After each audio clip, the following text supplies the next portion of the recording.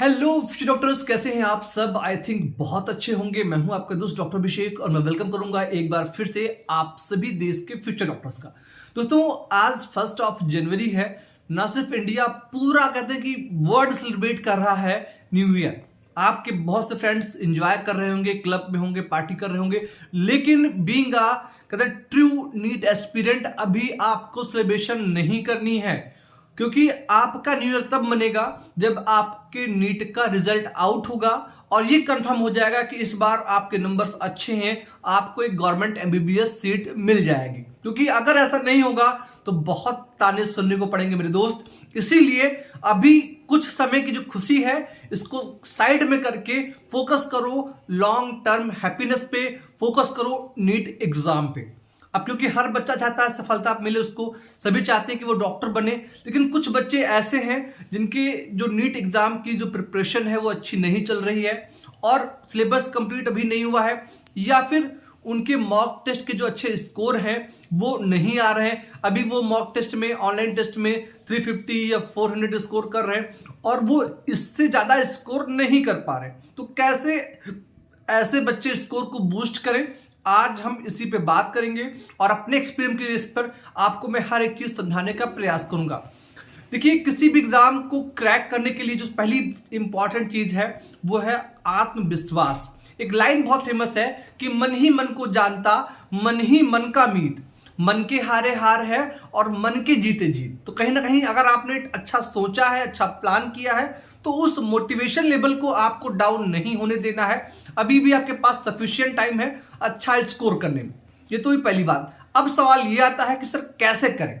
Positive तो हम बहुत रहते हैं, लेकिन हम स्कोर को कैसे बूस्ट करें।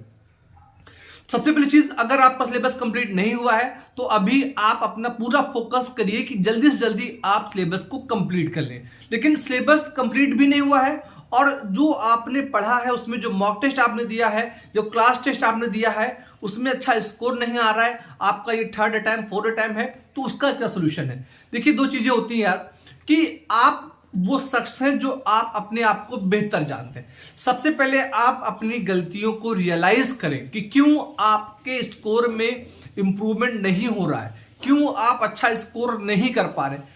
तो आपको अपनी कमियां मिल जाएंगी, अपनी गलती एनालाइज करेंगे आप, तब आप बेहतर प्रिपेयर हो पाएंगे अपकमिंग नीट एग्जाम के लिए। सपोज दैट कोई ऐसा चैप्टर या टॉपिक है जिससे आप जब एग्जाम में जाते हैं वहां पर आपसे क्वेश्चन नहीं लगता है, तो यहां पर शर्माने की बात नहीं है, किसी से छुपाने की बात नहीं है। चुपचाप बुक उठाइए और फिर से उस सिलेबस को पढ़ लीजिए, उस टॉपिक को पढ़ लीजिए अच्छे से। उस टॉपिक से कम 50 क्वेश्चन सॉल्व कर लीजिए with the help of exemplar या फिर सॉल्व पेपर, और फिर उस पेपर के या उस चैप्टर के अनसॉल्व क्वेश्चन को सॉल्व करें। डेफिनेटली आपका स्कोर बूस्ट करेगा और आप अच्छा स्कोर करेंगे। कहने का मतलब बहुत सिंपल सा है। देखिए, रिवीजन, आप बोलते हैं रिवीजन को, लेकिन रिवीजन करना क्या है। रिवीजन उस पार्ट का किया जाता है जो आपको ना आ रहा हो। अगर जो चीज आपको पहले से ही कंफर्म है तो उसमें रिवीजन करने का कोई मतलब नहीं, वो आपका टाइम वेस्ट है। लेकिन जो चीज आपको नहीं आ रही है, जो क्वेश्चंस आप एग्जाम में नहीं कर पा रहे हो या जो मॉक टेस्ट में आप नहीं कर पा रहे हो, तो उसको रिवाइज करो, तभी आपका स्कोर बूस्ट होगा। तो ये सिंपल सा तरीका है स्कोर को बूस्ट करने का।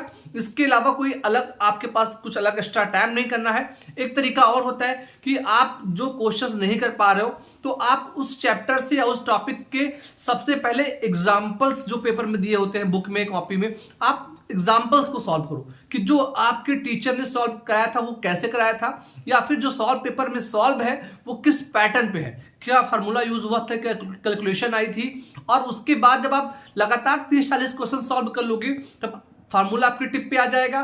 कॉन्सेप्ट को समझकर उससे वैल्यूज निकालना आप सीख जाएंगे और लगातार कैलकुलेशन करने से आपकी जो कैलकुलेशन है वो भी स्ट्रांग हो जाएगी। तो जब आप ऐसे पढ़ेंगे, शॉर्ट टारगेट्स को बना के चलेंगे, तब आपको मंजिल जल्दी मिलेगी। तो ये थी एक बेसिक स्टोरी कि कैसे आप अपने स्कोर को बूस्ट करें।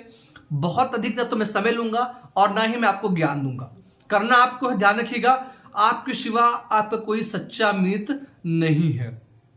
तो इन्हीं शब्दों के साथ मैं अपनी वाणी को विराम दूंगा और आप सभी से कहूंगा कि बी केयरफुल यार, एग्जाम इस बार जो है फोड़ के आना है। तो अगेन एक बार फिर से आप सभी दोस्तों का बहुत बहुत धन्यवाद। Thank you so much. जय हिंद।